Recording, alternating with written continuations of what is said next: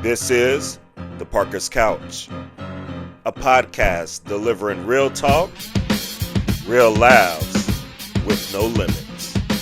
Featuring Cameron, Carlin, and Carl, the Parker brothers.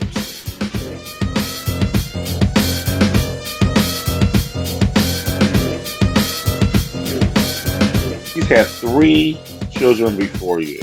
You do what you were doing. You laid down and had a baby on purpose. You saw your body to create a baby to get a bag. And who suffered? How do you look yourself in the mirror? It's just sad. Like, nobody wins Nope. No. in this I hope the money was worth it.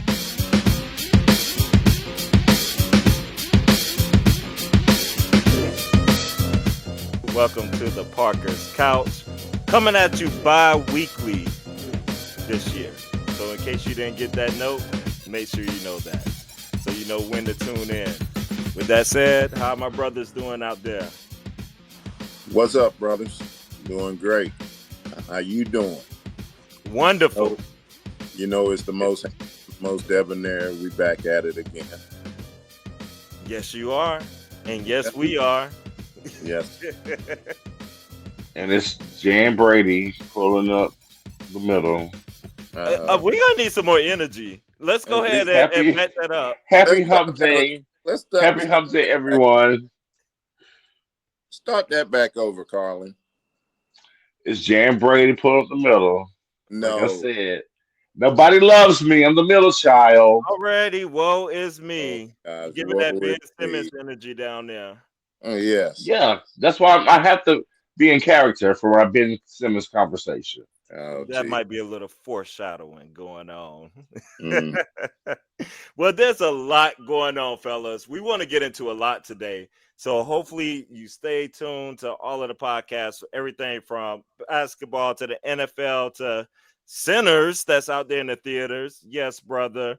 Carlin. Shout out to Sinners. Absolutely. So stick around and definitely hear our thoughts for that. But we do love what, brothers? Ball. It's a ball night. Oops. Yes. Oops. And this is one of the best times of the ball season right here, the NBA playoffs, and they are underway. First round games are underway right now. Initial thoughts, I guess, just first of all, are you entertained? Are you surprised by anyone? What's sticking out to y'all in these first rounds? I'm going to touch on one little thing that is sticking out to me is the behavior of the Grizzlies after being trounced in both games. But in that 51-point debacle, That was embarrassing. to see those individuals on the sideline laughing and smiling, like that's no laughing matter. When you get pummeled by 51 and you over there laughing. Did you even pinch the bitch? Exactly. Nope. Not 51? even 51. Did you break a sweat? I mean, A lava. so I'm telling you, if I was an owner and I see these jokers over there smiling, let's see how much you smile when your check don't clear. I'm gonna be laughing. Not a check gonna bounce. Jared Jackson, that first game too, he ought to be ashamed. And he over there on the sideline, they played that one sound during the game on game one. Talk about it's a long series and it's not about, just one game and da da da. And then you go out there and get beat by doggone near 30 the next time. Part of that is true in theory, but getting beat by 51 points, that's something different. That's called severely outmatched and not coming ready to play. And that's where you need to be in somebody's behind. Yes.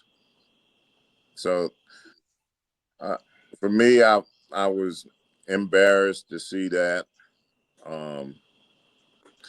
I I like some of the series that are going on. Of course, I like to see the fact that the Cavaliers aren't just a regular season team. They came in ready to play during the playoffs, so that looked good on their behalf. Because they do have a formidable opponent in the first round, even though it's an 8 seed. That Heat always bring. Miami Heat is no regular 8 seed. Yeah, the Heat always brings it. Yeah. I've also been impressed by where I was at least in game one. Game two will be underway with the Warriors. Definitely. That Yeah. was one of my teams. Yep. Yes.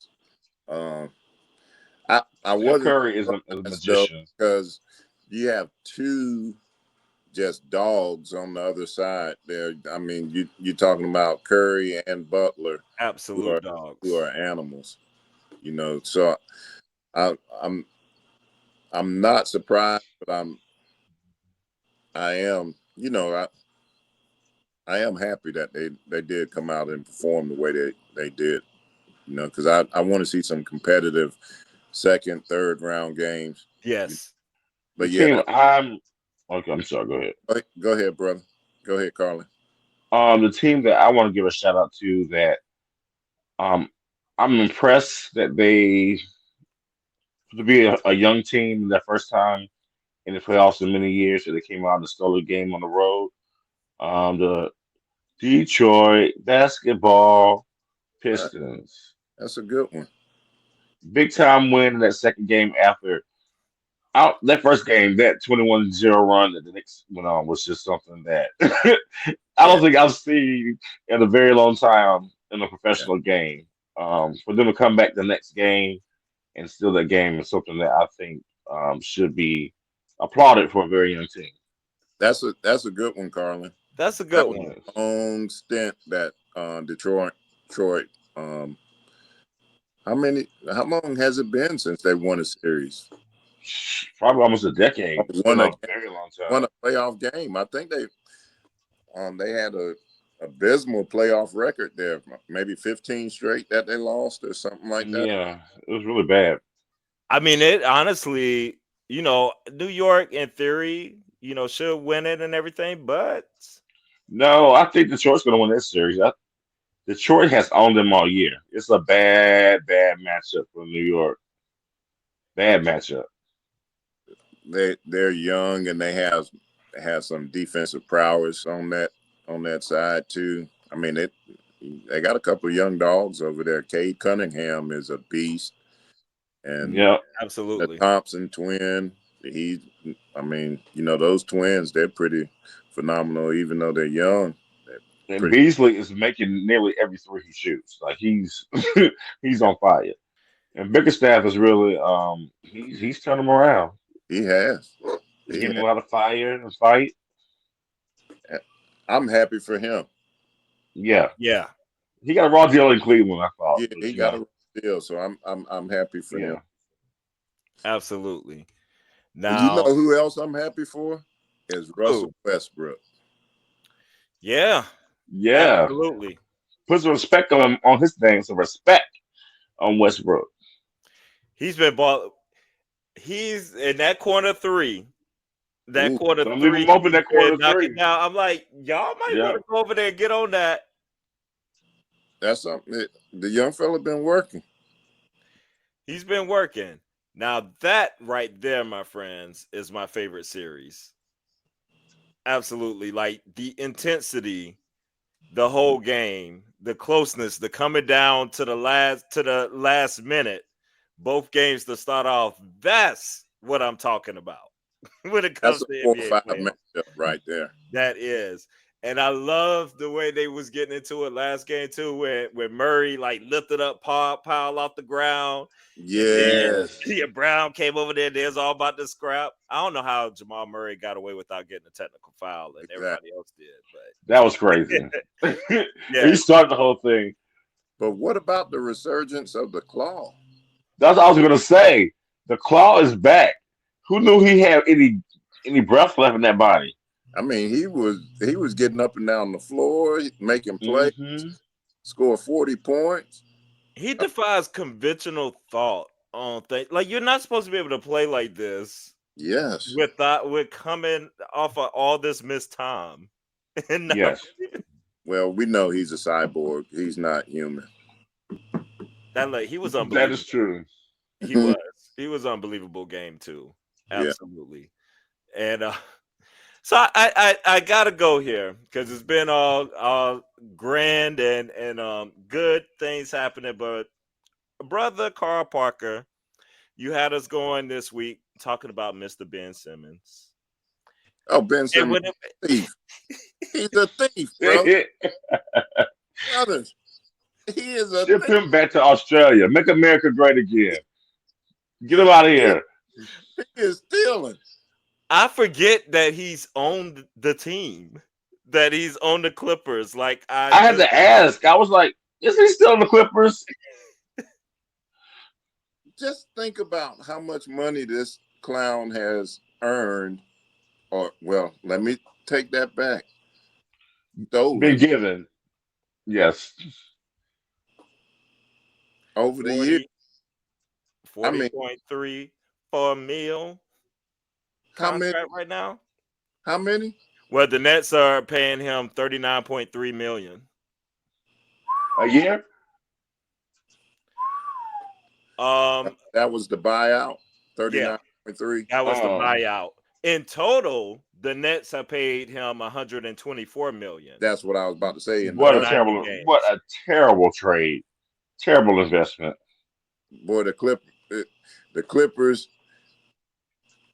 I'm in Philadelphia. Uh, boy, they were smart to get rid of They him when they dodged did. one play. They dodged a bullet. I mean, Do you know? they got some other issues, but they dodged one Yeah. there. They still got one left from that. Okay. Yeah, Yes. because Do you MB. know how angry I would be if I invested $120 million and I got that return? I would be looking for you on the street. Yes. I would have to tie your heart in you before every game to get my Out. lick back every game. Take them out. Take them out. But how is he? Here's the thing that ticks me off about Ben Simmons. Now, we do have individuals out here that really struggle with mental health, For sure. Yes, but this guy is hiding under the guise of mental health to collect a check. it's the I biggest scam we've seen in a long time. This is the biggest scam out. I Now, gotta agree. he's scamming folks. Now, if you're scared, just say you're scared to play. You know, um, and if it's showing that you really didn't have any skill, you were just big and athletic, and could only score, 5 feet in there. That's what it is. But This people guy, are trying to portray him as being a point guard at 6'11" or 6'10", mhm. whatever he is right now. But no, he's a big that's athletic. Yeah, like okay, That's so he what he has documented. I remember back from the Philly days and all that going on, and then when all the mental health stuff started coming around. How do you? I'm just trying to understand though. Like, how do you invest? How do you handle that from an owner perspective or somebody on your team? Like, okay, if this is a real issue, but can this person be effective as a product out on the floor? Like, why do you invest so much into this person? I don't know. That mental health thing is a tricky one. and That's why they say the best owners don't pay for past performance. They pay for what your future performance is going to be. exactly. He needs to be on a minimum deal. That's Uh, all you're getting from me. he doesn't need to be in the league. He's taking somebody's spot that deserves to be in there. That part. I mean, really they're just feeling sorry for him. I mean, he what he did, he was lazy. He did not work on his game in the off season. In the off season, all he wanted to do was party and do other things in the off season, and that's Be a why Kardashian. his game never really developed. You know, if he was wanting to develop into what people were trying to portray him as being, like the next maybe LeBron or whatever, um, he he failed Yeah. significantly. So one of the things I've seen argue, this is from posts and stuff from people that I've seen argue over this issue, because we know the documented back issues that he had. And people were like, I've read before, they were like, if you never had a back issue, you don't understand and how it contributes to depression and how depressed you are over this and everything and da da da da. But I don't know how any of that is relevant or translates to the basketball court. Because anybody else who has a back issue, I mean, they be done with them, right? Like, why Think is he? about what happened to Larry Bird. Exactly. Back, Okay, I'm gonna say Larry Bird's gonna say, "Hold my beer real quick." as soon as his back went out, he was gone. He got that one Olympic run and adios sayonara. Um, he was out of there. You know, Yeah. I, but usually, and usually people that have issues like that, man, they end up being dependent on pain pills and narcotics. Yeah. So maybe maybe some of that has something to play in it. I don't know, but um, I think the world's just getting a little bit softer. we getting too soft. That's It's just, we just getting too soft. And the thing about it, I ain't gonna kill Ben too much because there's somebody else out there stealing. Um, absolutely. About to transit. Go ahead and transition right over there, brother. Who else is stealing? Aaron Rodgers is a thief too. Okay, It, y'all need to go ahead and admit it. I know some people would. I know. I'm sorry, Carlin. I know you loved Aaron. Carlin, I did. I used to. Yes, Carlin. Don't sound surprised over there. I Yeah, used to. I I used know to really you be mad at the 49ers for not drafting him yeah, over Alex Smith. you loved him, but he is a thief. Yes, thief. But Two. that was, pre this Novak Djokovic part two guy that he is. I don't understand who this person is. No, But no, that joke is part two. Aaron Glenn showed him the truth though. That Aaron Glenn told him pound sand, beat the He street. sure did. He sure did, and that just surprised a lot of people. Did y'all hear what? Did y'all hear about that conversation or how that all went down? How Aaron Rodgers flew back to have that meeting, like on his own dime. Oh no, do tell. Oh I'm wow, listening. Yeah, so I missed this. me too. the the way it went down, Aaron Rodgers flew back for the meeting, the end of year meeting on his own dime, right? Expecting to have like a conversation, and so when he landed, spoke to the coach. Said, "Man, glad you're here." Sat him down in the office, and he went out. He said, "Thought it was strange. He ran out, go get the GM." So he ran out of the office, brought the GM back, and the first thing he asked uh, Rodgers is, "Do you still love football?" And then he said, "We're going in another direction." Mm, That, just told him that like that straight up. and that was the end of the discussion. Period. Well, Well, I gotta give some respect where respect is due. from what I heard about Aaron Glenn, I'm not surprised. He is a no nonsense type of person. Yep. He played that way too, so I'm not shocked. Strictly professional, straight to the point, no nonsense. And basically, the reasoning behind that was Aaron Glenn said he didn't want any cancers on the team.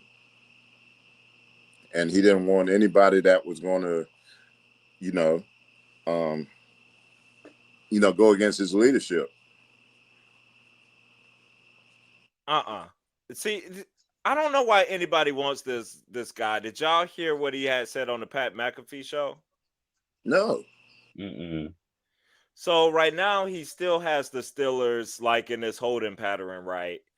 Because they haven't received any kind of further updates or whatever he's doing. But whenever he was on the Pat McAfee show, he had told them that, he said something about how he's open to anything and attached to nothing. And while he's focusing on off the field matters, he said something like he's dealing with some issues within his inner circle off the field. Huh? What is that? What does that mean? That's Aaron Rodgers speak. I heard he's waiting on Minnesota. He wants to see what Minnesota's going to do. That's his first choice He's to a have the Justin Jefferson. He's following Brett Favre's like total path. diva. I'm like, he went for the Jets. Now he wants to go to Minnesota like Brett did. Really Oh, weird. he's no Brett Favre. He ain't tough enough for that. Absolutely not. But they're both thieves. I mean, They're both he has losers. some, well, not the same kind of toughness. He has some physical toughness, the way he bounces back and stuff from injury. But they're But both thieves. absolutely, Brett is 1000%. Hey, he donated. He donated to Brett Favre in that whole scheme. So Yeah. even though he didn't know what was going on, but Did y'all watch the Aaron Rodgers documentary though? I didn't watch it. I've read about it and heard about Yeah. some things. I didn't watch it. Did you watch it? I watched. I didn't finish it, but I watched the majority of it up until when he had his retreat to this place, this wellness place that he went to. Wellness place in quotes.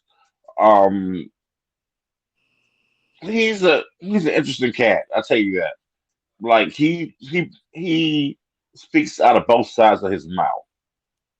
I could see Like that. he tries to be, like I'm hip, I'm down for the cause, but he also supports RFK and this bull crap. So you can't have it both ways. He's a but the thing with his family, that part I kind of sided with him on that because it really did seem like his family tried to make an opportunity out of him, especially his brother who looks like an opportunist. He smells like an opportunist and moves like an opportunist.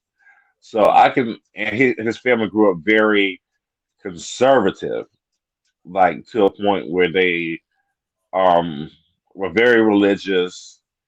And Aaron is a guy that likes to dabble in and out of thought, not just stick to one religious practice and things of that nature. So that's why they kind of butted heads, where they were not accepting of his choices that he was making as an adult, and he kind of said, "Well, screw it, I'm going to be me. If you don't like that, then you can take it or leave it." Hmm. So it was pretty interesting, but it was a documentary made by him, so I don't know how much you want to believe what he's saying. Of course, it's made by him because he is a That's narcissist. On top of all of this, a narcissist move. He was absolutely. probably the director, the producer, and and wrote the The script. editor, the everything. Absolutely, absolutely. No, that's interesting. Families are tricky. Yeah. I won't get so much. I always just thought it was just weird and odd how like nobody liked him. So that made me like scratch my head a little bit. Yeah, but it was more to that. The way he painted it was that his brother was on that dating show. What was it? Bachelor. The Bachelor. How they like set up the scene, like pretty much tried to. They knew he wasn't coming, but they tried to set it up like he purposely didn't come. Oh, But gee. yeah, you know how he's turned his back on the family, and it really wasn't like that. He said he didn't want to be a part of the show because he knew it was a farce, and Yeah. that his brother was on the show just for clout and not really looking for love, which I totally agree with. Those shows are total BS. Well, yeah. I So mean, that's yeah, not so revolutionary. that's a revolutionary now. Yeah. But yeah, so we'll see. Well, in other news, dealing with the NFL draft, are y'all ready? Come with it. Yes, love the draft. One of my favorite days of the year, or weekends of the year, I should say. Yes, yes. I guess I'm just curious, kind of like what stories have y'all been following? What are you interested in? I know I want to see where Shador is going to fall, what's going to happen there. Um, is it a general consensus that Cam Ward is Number one. number one? Yeah. But what's interesting to me though is on this talk about Travis Hunter. I was just about to say that too. Yes, the two-way talk. Yeah, the two. Or Oh, what what? Yeah, what that. what do you guys think about that? I was like, he can't be serious with talking about how I'm not gonna play or whatever if the team doesn't allow me to play, two ways or whatever. I'm like, it is impressive what you did in college, but you cannot play at that same rate. I think a team would be stupid not to explore that, which I think will happen, but I don't think it may happen at the rate he might be thinking about it in his mind. But I don't know. I don't think that could be too serious. Like No, he gonna play. he can't play full time at both positions in the NFL. No. He wouldn't last 3 seasons if he did that. Injury, yeah, the chances of injury is just gonna be Yeah, just too I much. would definitely if I drafted him, definitely play him at corner, and because I think he has more value there. You can find wide receivers everywhere. Um, but I would definitely get him on the offensive side because he's going to get open pretty much almost every time on the offensive side. So I would definitely have packages for him, especially in the red zone, third downs, things like that are like big time plays. I would say maybe 100% at corner, somewhere between, depending on the matchup, 20 to 40% on offense. Yeah, you know I I I'm like you, Carlin. I think his bread and butter should be at cornerback, and then situational type stuff on offense. For me, Yes, and and I just think he needs to look at long term health. You know, for, absolutely. you know, as being his calling card because um, he could do it just like Dion. I mean, Dion he just played situational offensive packages or special teams because he was just that dude off athletically. And But play multiple sports. yeah, but his bread and Who, butter was at corner. Yep. that's where his money's going to come from. Yeah. That's where your money comes from. Yeah, Who's got number two pick? New England. I don't know who's got the number 2 pick.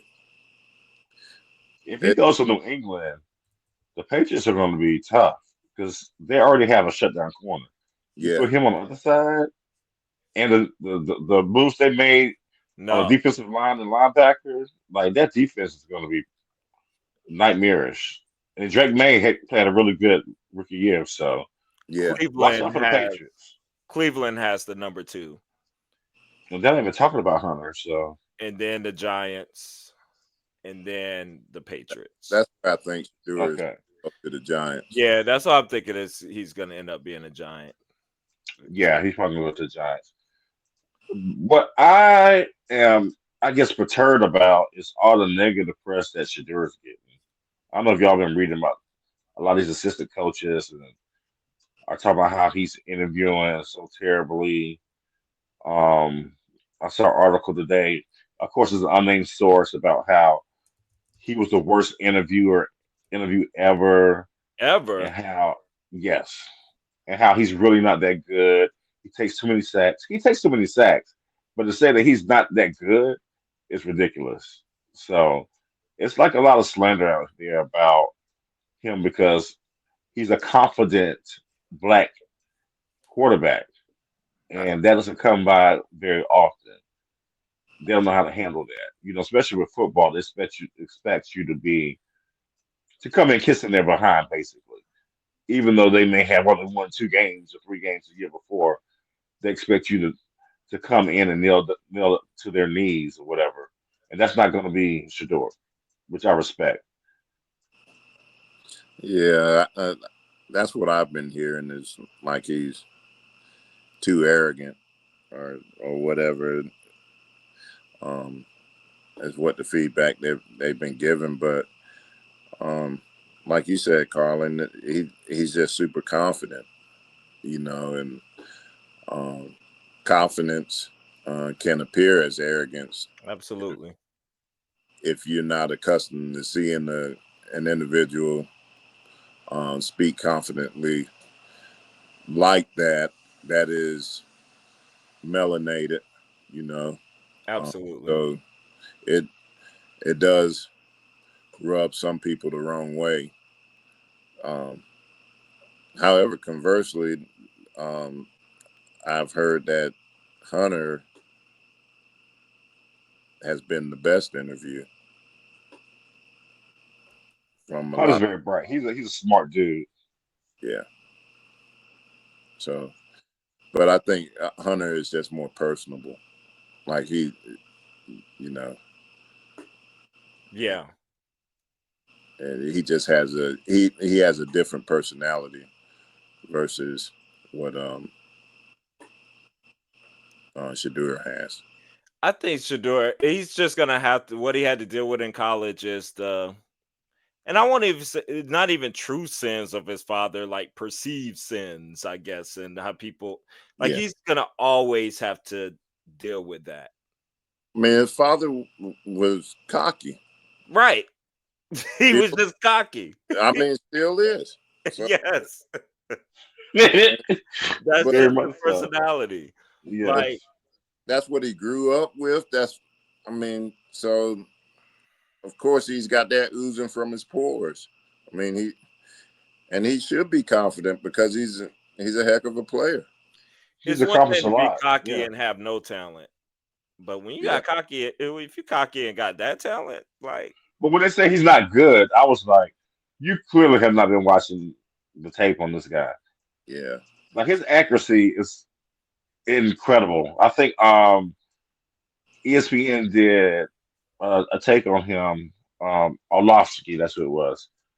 I didn't know he was 80% as a passer with a clean pocket and open receiver. Yeah. I Eighty mean, percent, well above everybody else in college. just think about it, man. He was running for his life every game, Yes, literally. but he's going to be.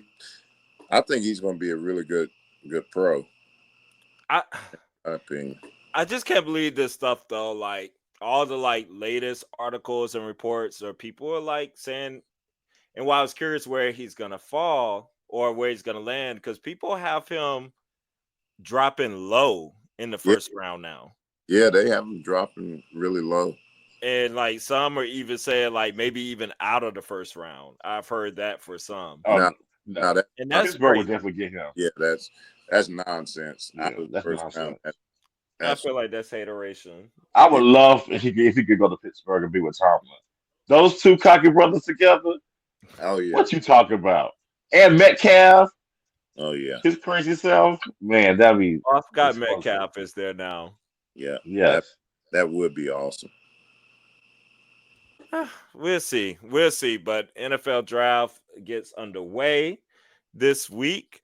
So we'll be Tune in. tuned in, Yeah. tuned in for that. Oh, one question before we move on, brothers. Yes. What y'all think about Milrow? He is a Uh, super athlete. I'm gonna tell you that. My that Man, gosh, for that his sure. athleticism is off- scary. it jumps off the page at you. I For mean, Yes. sure. and I then think he may be end up being the steal of the draft wherever he goes. If he goes to the right place. Because they say he may not go to the second round. To me, which is bonkers. if wherever he goes, I mean, he is a specimen too. I mean, he's just a physical specimen. Like a big dude that can move. I mean, super athletic. I know he is not as polished as a passer right now, but man, I think he has the potential to do some crazy things. Look Uh, at Josh Allen. Josh he's Allen's could about to not say throw the ball. he is And look just at him now. like Josh Allen. No, that's a fair point. And I think the direction the NFL is moving and Exactly. stuff and what you need at quarterback, he does definitely fit that mold. It's somebody that would be a project, but it would be like a welcome project Oh yeah, to build on. yeah. Yeah, I could definitely. Yeah, no, I actually because I was thinking in my head, thinking of like how people would kind of typically kind of like see him, or because you can note the obvious like kind of passing flaws and stuff You're right. and going, but yeah, I But think that would Josh be Allen's the same way. yeah. Like they're very, very similar. I agree. No, that's true. I didn't even think about that, Carlin, and that is a great point. And Josh Allen went what, like in the top 10, 7? Yeah, So you get this guy in the second round, man, somebody may have a steal of a lifetime drafting this guy. I think he has the right attitude too. And see, attitude, you know, Exactly. attitude is something that you can't you it ain't something that you can coach. It's just something that somebody's born with. Absolutely, absolutely. Um, no, that's good. We'll see what happens there. All right, brothers. Let's get into some things that's going on right now. I just think we have to talk about it a little bit since it is a hot story at the moment with Mr. Shannon Sharpe that is facing. Both of y'all heads just dropped. I can't. At the same time, it just dropped out. Who is now facing a $50 million, well, over $50 million plus lawsuit for alleged sexual assault, battery, other things that are way worse and stuff going with someone who is 30 years younger than he is. Um, if you want to know the details of the lawsuit, this is a good time to go to the YouTube page of the Parker's Couch because I break down the lawsuit there. Read through the 14 pages there, so I know what's in the lawsuit, brothers. It is a lot. We just leave it at that. There's been a series of text messages released, a series of audio messages released. I don't know if y'all had a chance to hear any of those or read any of those. I have some thoughts, and I don't know how we want to go through this. We'll see where the conversation takes us and stuff in terms of this lawsuit with Mr. Shannon Sharpe. But do y'all think, first of all, I guess, do you think this is like a real? Is he in some real danger right now? Yeah, yeah. He's in real danger because perception is reality in this world. I mean, she made the preemptive strike. He couldn't call the dogs off. I'm sure he tried to get a settlement out of her so she wouldn't 10 million. He right, tried. she wouldn't go to the press. But um, she hit that 50 mil because he was supposed to get $100 million deal. So she said half, Eddie. I want half. And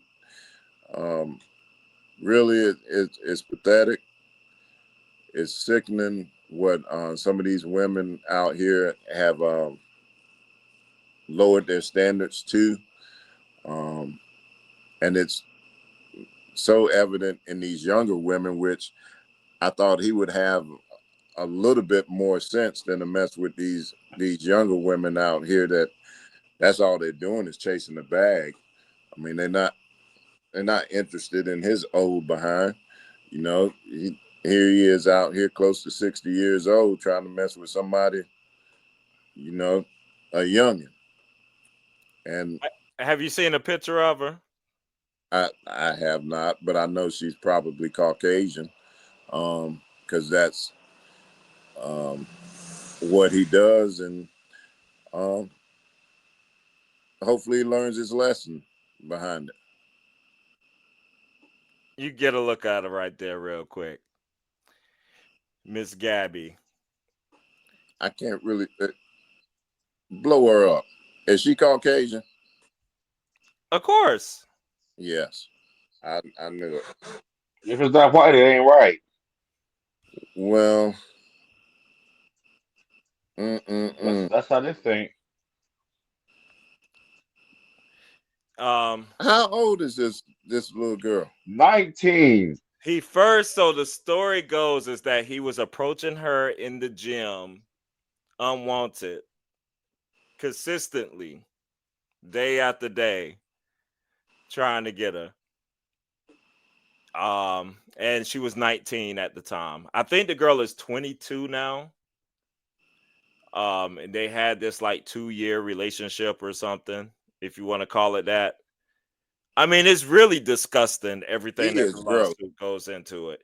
But this is just disgusting on its surface to begin with. Like, why are you even linked To a 19-year-old. a 19 or 20-year-old? And with your stature. Hello. I just don't understand how these guys have not learned from Derek Jeter. That's what I'm going to say. I mean,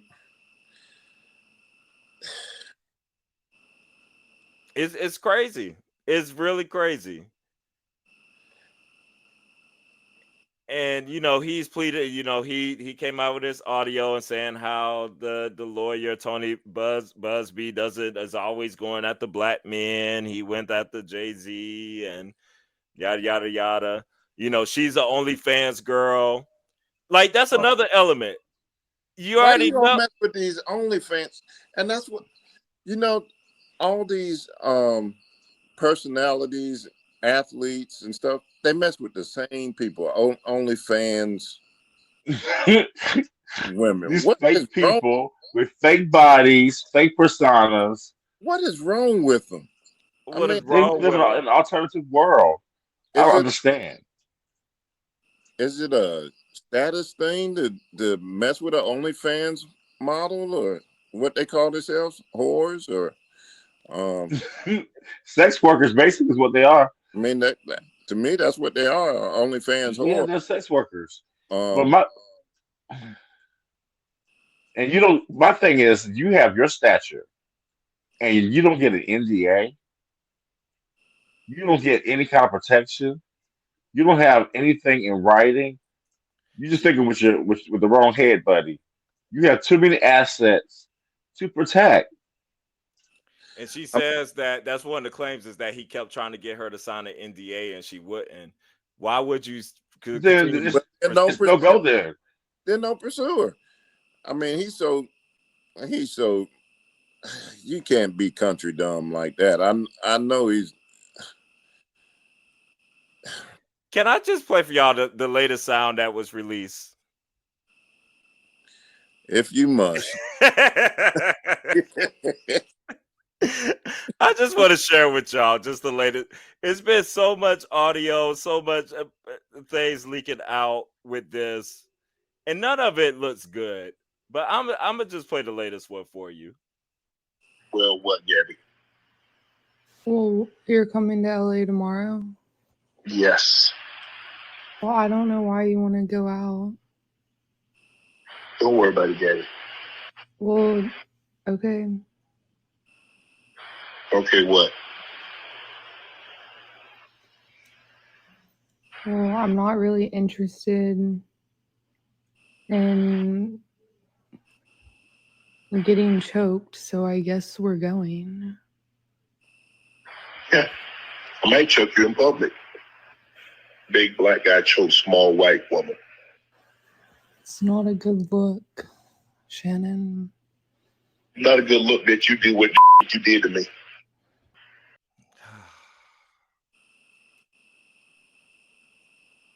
He's arguing with a child.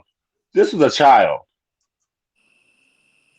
And so it's all these multiple audios are talking about choking you, I'm gonna kill you, and all these different things. And Oh goodness gracious! What just kind of conversation can you have with? Did you hear her on the other Did you line? hear? you hear that?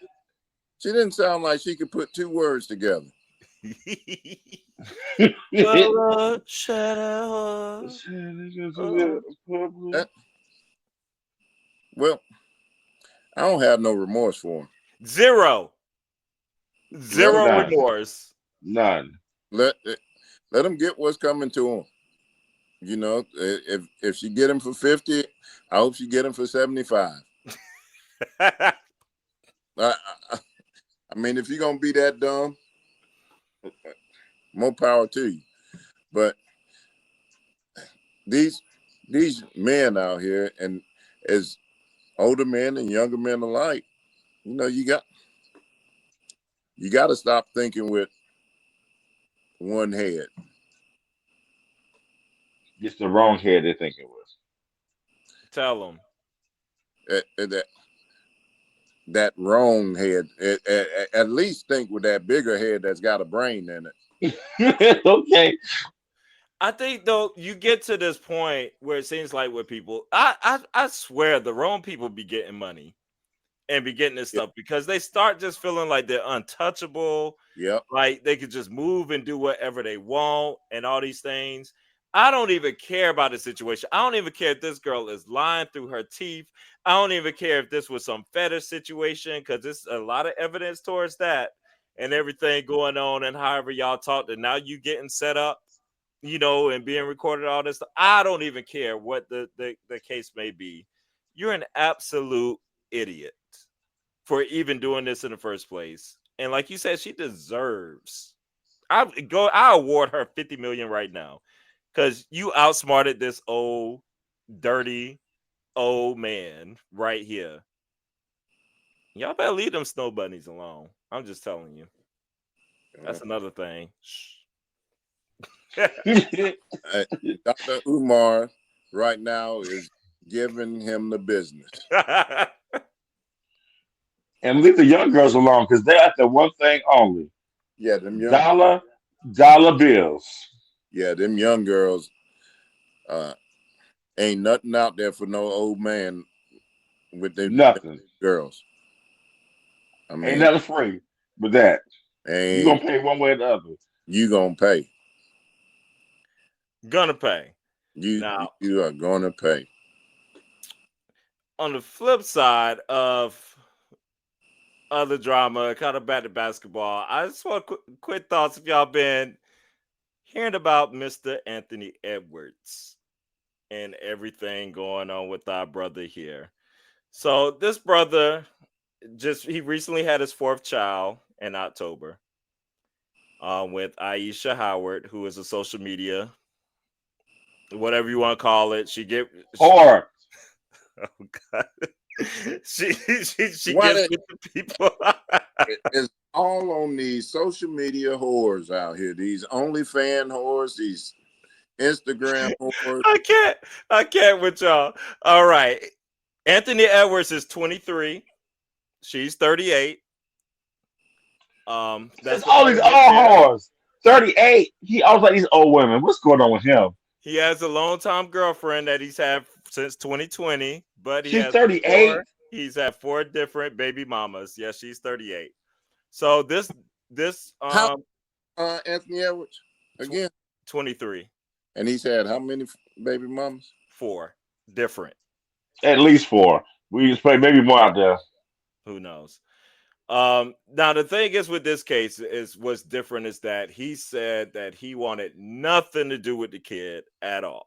Like doesn't even want to ever see the kid, doesn't want anything like that, just give money. Like he's trying to have all these court case documents closed so people can't see it, but stuff that was leaked and being shared everywhere. And he basically wanted to pay child support for a full 18 years and not have anything to do with anybody anymore. Stuff is being worked out in court. I don't know what's going on right there. There's a commentary around that's been going on. Some people, it's been kind of split how some people feel about that move from Anthony Edwards. Then it's also just commentary around Aisha Howard and her being labeled as a gold digger or a whore, as some y'all have expressed, versus I don't know what else you would like. I don't want to say that. I don't. What's the antithesis, or what's the antithesis of that? You say, I guess, just someone who had a baby No, we know that's not the by a case. rich She man. thought this. She planned this out. She's a whore. She ain't dumb. Planned it out, and um, you know, and it's not just young whores out there. It's older whores, and um, as she has proven, and it's not just a black woman. It's uh, just like that little young white whore that was out there with Shannon Sharpe, and there's plenty more of them out there. Um, I I can't just jump on the women here either. It's Absolutely not. it I know. the It's both the sides. and we'll talk about some of that later because men men have they've lost standard. You know, they have truly lost standard, and um, this society has um, devalued men, and men are now a man. He's the scum of the earth right now. You know, and it's a different day from what it used to be. You watch TV shows back in the 50s uh, uh, or 60s even. You know, when men came home, they were the king of the castle, Mm-hmm. or they were revered. They were deemed as intelligent. Now you look at TV shows, a man is the dumbest thing in the household. But who's gonna revere The a dog, 23-year-old out there dog is with four smart. different kids? Yeah, Like yep. But then you got men out here doing stuff like Shannon Sharpe, and he deserves exactly. it. You deserve to be called dumb. But the let's problem let's not act like these old men back in the 50s and 60s didn't have two or three households too. they Like did, ain't nothing new. Papa was a they did, rolling stone. they did, but it was a little bit different. We'll just say that. Uh, Yeah. it was a little bit different. They did have multiple households, but uh, as the older But women, they weren't Anthony they, Edwards, those they, households were taken care of. they took home. As the older women would say, they took care of home. But Yeah. we'll we'll leave that we'll leave that be. Anthony Edwards though is 23 years old with four baby mamas. That that within itself is disgusting. It's a lot of things disgusting. Like with this, to me, like, and then the girlfriend that stayed with him since 2020, like, and just as I mean, you can't it's just a allow lot. money to dictate What are we doing? because the only reason is because of money. Yes. Absolutely. And status, like Yeah, money and like what that money brings and what you can. yeah. I mean, this man out here with four children from four different women, and you gonna stay with him? I'm just like I'm so confused. Am I missing something? And y'all ain't married. That's the big thing. You know, it'd be different if you said, well, I'm married and we're in a covenant relationship, blah, blah, blah, blah, blah, and I'm just trying to make this thing work. But Can't even say that. it ain't that. And this young lady's 38 years old. He's had 3 children before you. You do what you were doing. You laid down and had a baby on purpose. You sold your baby. You sold your body to create a baby to get a bag. And who suffers? How do you look yourself in the mirror? Who suffers? The baby. The kid. The Now baby this kid is gonna be suffers. fatherless for the rest of their life. It's a sad situation. It's just sad. Like nobody wins Nope. No. in this thing. I hope the money was worth it. I really do. Child. And I think that leads us into our discussion of talk about the black church. I just talk about the movie Sinners. We did push that at the beginning. I do want to play this sound from Ryan Coogler that was talking about the movie and talking about the element of the black church and the inspiration of that of the movie. And just have us react to it. And I know Carl, you haven't seen it yet, but we can. Loser. What are you waiting on? I hate you, Carlin. We can talk without revealing a lot of things. You still can participate. Thank you, brother. I appreciate that. Faceted movie that taps into so many layers of our culture. You tap into all of these different themes. One is the black church. I came up going to church. You know, I went to a Baptist church in Oakland called the Good Shepherd Church. That's where I was baptized. That's where my parents got married. It wasn't something that I had to research or think about. It was a part of my life. You know, I think church has come a long way from where it was in the 1930s, where our film takes place. We really diving into the music. You know what I'm saying? Like how we got to the church is because I was trying to explore the Delta blues. Yeah. And you can't look at the Delta blues without looking at the church. You know, because so many of those musicians, you know, like the 90s, came out of the church. You know, your Gladys Knights, your Whitney Houstons, your Luthers. You know, you run the research on them. The first time they grabbed the mic was generally at their local church in front of the congregation. It was like, oh man, that girl can sing. And it was always a conflict between church music and secular music. You know, like the first music to get called the devil's music was the Delta blues music. And there was also that dichotomy of, you know, the same people who would be in that juke joint Saturday night, you know, they might go home, wash up, sleep for a couple hours, and take their ass right back to church in the morning. You know what I mean? And, like the strip club of the day. Exactly. And the pastor saying, "Hey man, pass that offering around." And when they light, they say, "Yeah, you had enough to buy that beer last night, though, didn't you?" You know what I mean? Like that. So it was always a conflict over these two institutions. That basically had the same thing going on, and people was dealing with so much that they were looking for the same. They were looking for a little temporary release. Yeah, you know what I'm saying? Like you know, maybe it's spiritual on Sunday, maybe it's more carnal Saturday night. You know what I'm saying? But it is a necessary part of the human condition. You know, in the blues music coming out of Delta, it leaned into the shadow. You know what I'm saying? It leaned into like I said, the carnal desires. It leaned into the faults and the flaws.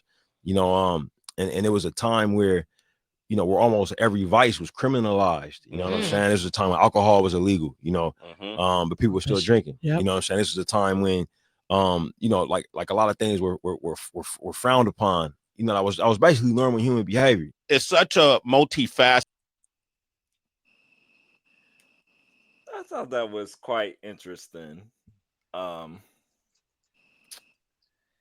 In terms of because these things always existed. Like we're talking about like the baby mamas and this and that and all the, it's like nothing is new under the sun. What I think is a bit different is like that church element is more of a separate thing now. Like you know how you were saying like it might be the same people in the juke joint that's in the church the next Sunday morning. I don't think that happens to the same frequency too much anymore. It seems like the church and the community have come so far apart to me, in my estimate, like where it seemed to be like a much closer thing. Even if they weren't all aligned, it still seems like there was a little bit more of a community kind of focus all the way around. And I just don't see that the same way. I don't know. I was just curious what y'all thought. And brother, you see in the movie, I'm curious like what that sound even thinks about you too. Like think about the musical elements and all that of the movie and how it was. Like it just made a lot of sense to It me. makes total sense. Yeah, I mean, I think we in our culture we all understand how a lot of secular music arises from the church. A lot of our um, mannerisms and how we how musicians build music and how they make their beats and the chords and the strings, all that ties back to the church. And I thought it was really insightful that how he mentioned that in his, he was looking at his own childhood and growing up, and you can tell that he incorporated that throughout the entire movie. It was especially that particular scene, which we're not going to give away here on the podcast for those who haven't seen it. But there's a particular scene where you can see how gospel music not only influenced our culture, but influenced cultures across the globe. And I thought that Mhm. was interesting. Yeah. Uh, um, the music and the church, it goes way back. Like the beat of the drum is just a thing that beats in our heart from Africa. So it's not it's not foreign to us, and that's um, that just stems from um, just our heritage. I um, I look at the black church now and what it was when even when we were growing up, and there definitely has been an evolution um, um, of the church, and some, I would say, some maybe some good ways, and some not so good ways. I would say um, there is there are some things traditionally that I think we have lost, as you alluded to, Cameron, as it refers to community and the African American church. The African American church used to be a pillar for us, and that's where a lot of our great leaders came from. Hmm. Absolutely. African American church, um, and um, people that came from the church were revered. Um, in those days. Now that level of reverence and respect is no longer there, and I think a lot of that is because um, just about anybody is called to ministry now, and or so called to ministry, and you have a lot of these celebrity pastors and celebrities that have become ministers, and it has all been more of a money gain versus a spiritual gain right now. And Mm. so, and that's what, initially, like, we were spiritual beings, um, and our tie to our religion was really a soul tie, a spiritual tie. Um, and that's why you can see um, some elements in religion, how we sway to music, how we rock to music, um, and just elements of our just our worship. Yeah. Because we're spiritual beings. Um, now, church has evolved into uh, not a spirit thing, but a, more or less worship of things, money, cars, buildings, homes. You know, if you look People. at the 20 at church in 2025 versus church, say in 1930, it's totally foreign. I believe. Yeah, absolutely. Doctrine. Um, there's no feel. It's all about what can I get from God? What can you do for me, Pastor, to make sure I get the things so I can be blessed to get this house, get this car, get this and that and the third. And so um, I know he alluded to like church and music. We're not at that point now. That was a thing back in the day that he's referring to, but now, um, like you said, Cameron, there's a total separation of that. You have a church faction that's over there that really does some ungodly things too. If you look at some of the stuff that's going on in some of these churches right now, we could have a lengthy podcast on some of these nefarious characters out there. Jamal Bryant and some of these other guys that are out there. And they're the ones kind of being they're risen up because Yeah, they're Yeah, the celebrities, like forefront. you're saying, and Yeah. they're TV famous. yeah, they're TV famous, and then the sad thing about us as a community, African American community, um, we chase that stuff. We chase fame, celebrity, and we chase like somebody giving us a feel good story about getting rich quick or Mm-hmm. us or this or that and the third. But we don't ever um, jump on something of substance. Like if there's a preacher out there that's giving you substance, that's giving you actual exegesis of the scriptures and whatnot, you're not going to. Bishop Barber. They're not flocking to those ministers. They're flocking to these guys that are out here on that bring Cardi B up there on the stage or somebody like that. It is a push for that. And I think that's one thing with the movie Sinners that it did so brilliantly was touching whenever you was talking about spiritual beings. It's I think a lot of times whenever we think of Christianity and think of church, people don't think about like the magic, like because that's like a dirty word. But I mean, Hmm. the Bible is very magical It's full of magic. in so many ways. Yes. It's like different elements of ways to think about magic and stuff like that.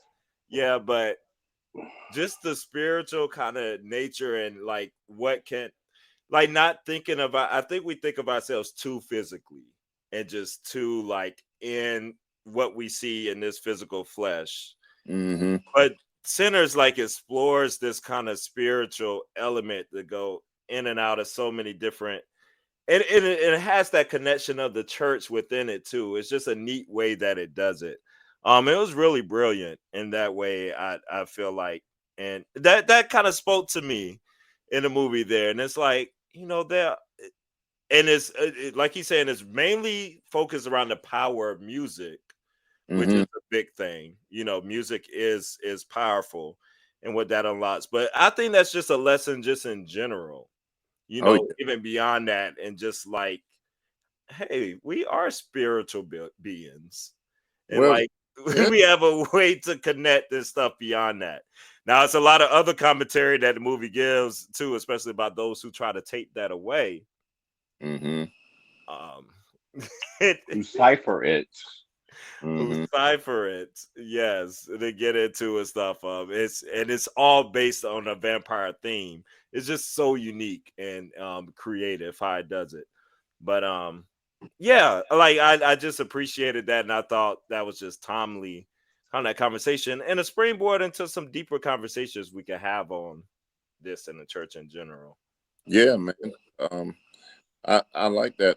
Like that aspect of it. You know that you guys are referring to. That the thing about us, man. We are flesh, but we have a soul and we have a spirit. You know. Yeah, Oh, absolutely. I think it's just three parts to us in that respect. You know. Mm-hmm.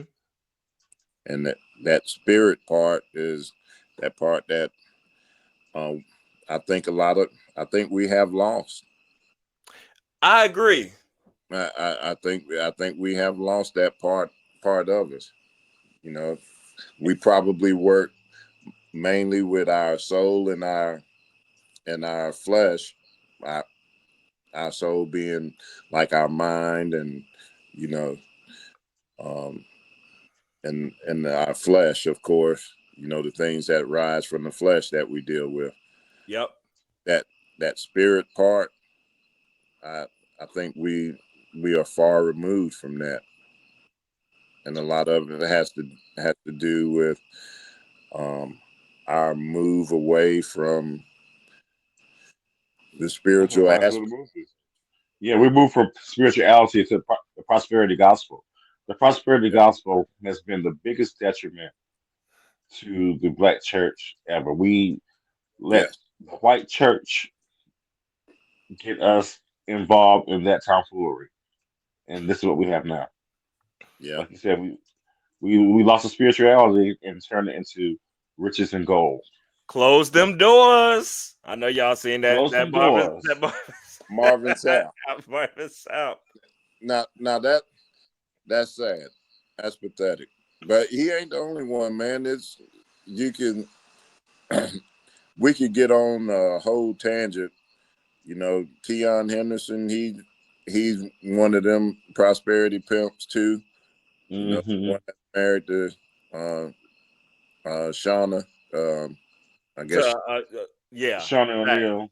uh-huh. Yeah. that old lady. But we, Carlin, I don't know. I know you remember. You remember back in the day, TD Jakes came to Winston Salem. Yeah. We're gonna see him. Yeah, Yeah. and we went to see him. And Yeah. you remember he spoke for 5 minutes and Was it said 5 minutes? it wasn't even 5 minutes. He said, if you want to hear a message, you gotta buy my book. That's what he said. Y'all lying. He ain't lying. We went with there for hours. And we were there for how long? About 3 hours. Hours. Bishop J.C. Hash. I used to because I knew I was friends with his. I went to school with his daughter, and Mm, I went to his church several times. I was like, "Come on, brother, let's go to TD Jake's going to be here because he yeah. has a very nice sized church in Winston Salem." We thought we was going to hear a good word,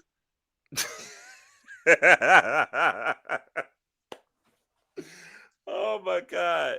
and I also heard a story that somebody went to the Potter's house. They were a member. They became Oh, a I've heard member. about the Potter House. She went with a friend of hers. Her friend was well to do, had a very nice car, Hmm. had money. She's driving a beat up car. They show up together. They have the friend parked in a special place reserved for the nice cars. Her beat up car had to go all the way out somewhere in the field somewhere. So she finally gets up to the church with a friend, thinking that they're gonna come sit beside each other, right? Because they come together. I was sitting with my friend. No, Nope. she gets to sit where the nice cars people sit, Oh, you got to be kidding me. and you got to go sit with the poor people, the beat up And cars, that is the gospel. I and that's the gospel according I to Luke. I visited the Potter's house myself. When I, Colin, when I was working that Oh shit, yeah, yeah, the city. uh, Yeah. we had a supervisor training out there on the new system that we were bringing back, and me and a couple of people that was out there with us, we said, oh, we're here in Dallas, let's go to the Potter's house.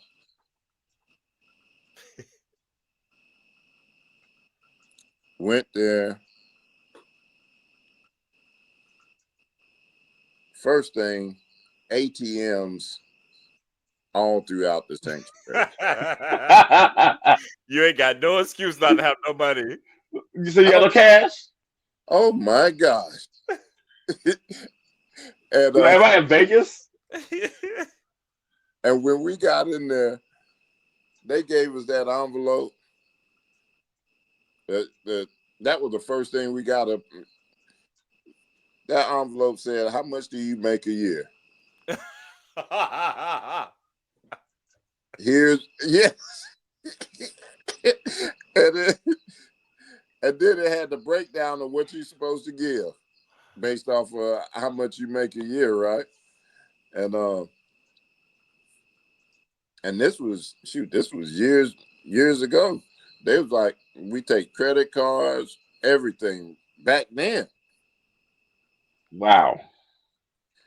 And so I was like, dang, I was hoping I was coming here to hear a word. And the word and the only word you got up in there was, will a man rob God? Give. And that was all it was the whole time. Through tithes and offering, will a man rob God? They love that one now. Oh, Yes. I'm telling you, man. But and whatever happened to, like, so here's my thing. If you're a believer or you go to a church and you're confronted with an unbeliever and they ask you, why do you believe in the Bible?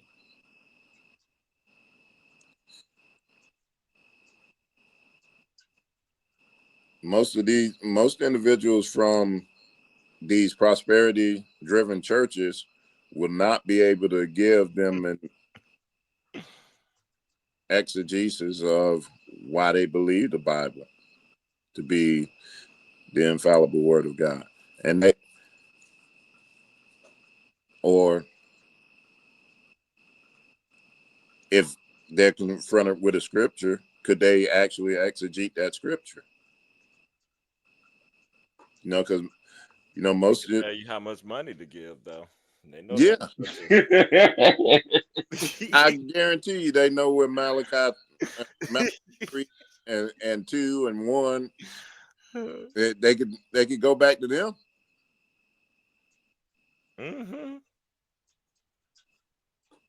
But Yeah, we got to dive into this some more. It just makes me think of the last run. We run in at the end here on time, and on the way out. Speaking of prosperity and crooks, how y'all boy Trump doing now? How y'all feel out there? well, the people have spoken. The people have spoken. Hey, the worst number since 1953. Y'all, He's not doing pretty. He's not doing well. It's not doing well. Speaking of pimps, pimping out the people. Jeez, man. Oh, he has certainly pimped out some people. He and his cronies are pimping. They are rolling in the dough, baby. They are betting against America and winning big. Yes, yes. Y'all, Killed the market. He has driven that stock market down to just nothing. he has killed it. What was that? I think I saw the other day. I don't know if it was the Dow or something saying it was like the worst since the 1930s Oh yeah, or something. Like is they're they're talking about Great Depression times right now. Gold is at its highest value ever, y'all. Gold. So you know we're in bad times. Well, when gold is high, you know what the dollar is. The The dollar dollar means nothing. the dollar is down. going down, baby, Going down. down, down, Gold is down. high. That means inflation is high. The I dollar saw I is saw a down. head right. I saw a headline earlier about him backing off of some or I guess with these tariffs and stuff, like I guess he's starting to sing a different tune or something, or and backing down on the Fed and all this stuff. Uh, Yeah, yeah. it's bad out there. It's and it with him staying in office, it's gonna get worse. And they about to start trying to collect on student loan debt Oh, it's gonna get and worse. talking about garnishing wages, just going in people's accounts. Like these student, do you know how much these student loans are asking for a month? Oh, these people and these student loans out here ain't. There's people out here with hundreds of thousands of dollars Absolutely. in student loans. It's about to get ugly. It's about to get ugly out here. Thank you, Lord. I ain't got none. Well, I wish I could say that. Any closing words? Go ahead, Carl. I feel like we need a benediction. We Go just ahead. had I a want to, sermon. yes, I want to give a shout out to our fans. I never thought we would have fans across the globe. I was just so elated to find out we have fans everywhere, listeners everywhere throughout the entire world. That really warms my heart. So I want to thank my fans, our listeners, and I don't know if y'all heard today, but Mike Patrick passed away. He was one of my Oh, favorite announcers. I used to love listening to him. Through the Carolina games, the Carolina Duke yeah. I games. didn't know that. So rest in peace, Mike Patrick. Love that word. Thank Yes. you for that, Great work. brother. I don't have anything to follow up with that. That was great, Carlin. Shouts out to the fans, for real. We love y'all. And with that said, adios. Peace out. Out.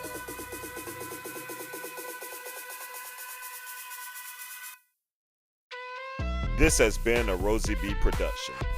Follow the Parker's Couch on YouTube, Apple Podcasts, Spotify, Amazon, Podbean, and wherever you get your podcast sourcing.